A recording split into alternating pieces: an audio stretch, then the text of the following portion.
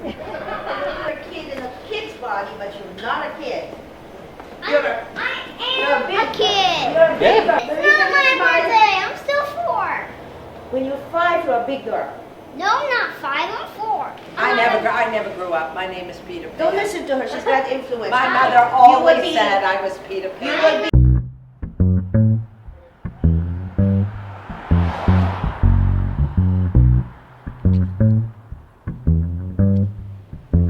If you got something to prove, then that's cool. I just hope it ain't for your pride, cause I made that move. Hey. Don't think I'm waiting for your silence to break, girl, I got my own hell. Good morning, everybody. What's up? Today's Monday, April 3rd. It's also opening day. Let's go Mets. But before we get to that, I have an appointment at Faith Church. I'm actually here right now. And then after that appointment, I have another appointment. And then after that appointment, I think I have another appointment. And then after that, I have like something other stuff I got to do while I'm watching the Mets. So it's going to be a good day. Appointment number 1 happening right now. That's cool. I just hope it ain't for your pride, cause I made that move. Hey. Don't think I'm waiting for your silence to break. My appointment went great. So I'm really, really excited that I actually get to help Faith Church save a few bucks. Kind of feels like I did my good deed for the day, but it's for work, but I also go to church here, and you know what I mean? So it feels like I'm saving my family some money, and I'm really happy about that. Okay, so now that my first appointment is finished, it went actually pretty fast. I'm actually waiting for my second appointment, which is meeting up with Rod and Jake here at Faith, and then we're going to Chipotle to talk about some other stuff for worship. But that's not for like another 30, 40 minutes. So I'm kind of just hanging out at Faith until then. But this actually gives me a few minutes to sit down and talk about what Joe talked about yesterday. And the topic was a tough topic, but it was very interesting. And he said this: if God is so good, why does he allow bad things to happen? But seriously, how can a loving God allow people to suffer?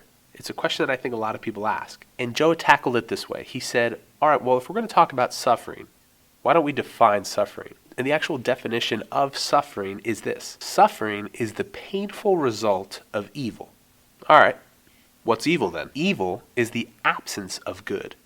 Okay, what's good then? God is good. And I know a lot of you are looking at this and hearing and saying like, okay, Pablo, good one. Like, typical Sunday school answer, man. That's cute. But see, here's the reality. See, darkness doesn't exist. Light does. Darkness is the absence of light. So if you put this perspective of darkness and light with evil and good, see, evil is the absence of good. In other words, evil is the absence of God. Okay, so evil, absence of God. All right. Hopefully we're tracking with me on that. But one question you might be asking yourself, and I actually asked myself this question before, I've done it a lot. Where does evil come from? Like, how is it a thing? See, one thing you have to understand about evil is it doesn't come from God. God is the source of good. But what do we humans do? See, we humans have the option of choosing things that are not good. And what did I just say good was? God is good. So when we choose things that are not good, we're choosing things that are not God. And that right there is the birthplace of evil. I know, it's crazy. See, all I can really tell you is this: we need to respond to suffering by trusting God's timeline. One thing you need to understand is God does not work on our timeline. He's outside of time. You need to rely on God's power, not yours. And the last and final promise that he made to us is he will come and end all suffering. There will be a day where God says, enough. But until then, we have to have faith, trust in him, fulfill his plan, fulfill what he has for us.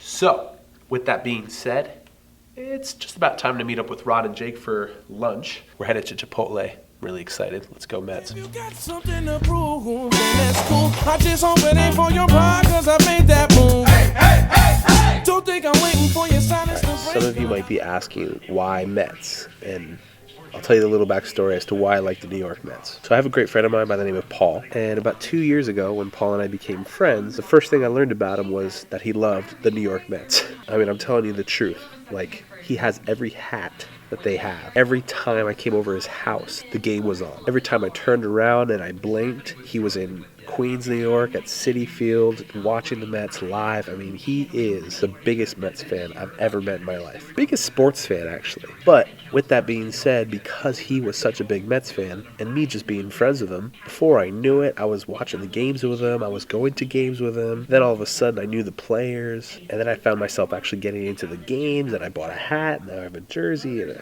And it just kind of came out of nowhere. And then the icing on the cake was he invited me to go see the World Series. So I actually got to see 2 World Series games that the Mets were in. And so that's how I basically became a Mets fan. And what's funny is before I became a Mets fan, I wasn't even into baseball at all. I barely even watched it. But my first year as a Mets fan, I actually watched the Mets lose in the World Series. And ever since then, I've just been a strong Mets fan. So I'm excited. Today's opening day. For those of you who don't watch baseball, that means today's the first day of the season. I'm also hoping Rod and Jake get a move on here. I don't know where the heck they are.